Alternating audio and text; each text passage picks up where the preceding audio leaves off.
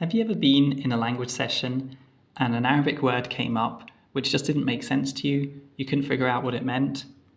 Isn't it just really tempting in that moment to say, I just wish I could just translate it into English and then I'd know what it means?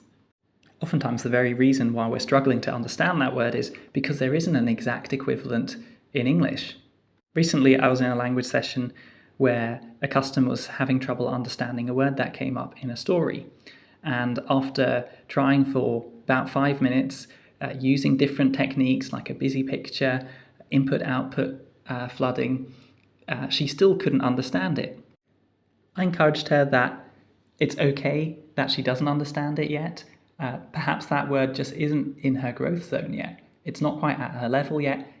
In a week or two, it will come up again, and perhaps in a different frame of mind, at a different time, she'll be able to understand it better. We asked our nurturers recently, what are the kind of issues that come up when growing participators start translating in their head?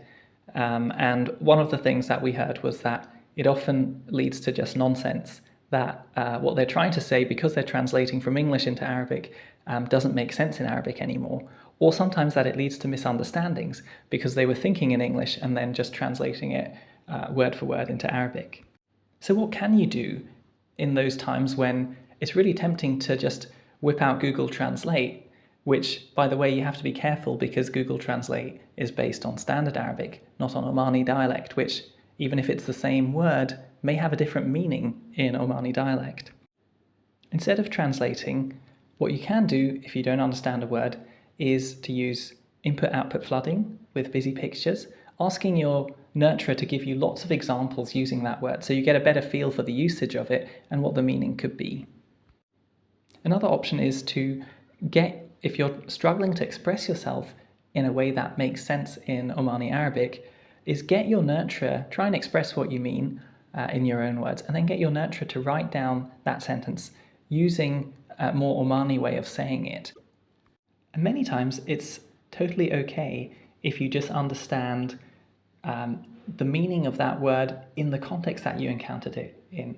Your understanding of the word may be very basic, very rudimentary, but that's okay. As you encounter that word in different contexts, your understanding will clarify, and oftentimes your initial understanding won't be quite accurate, but it will become clearer as you keep encountering it in different contexts.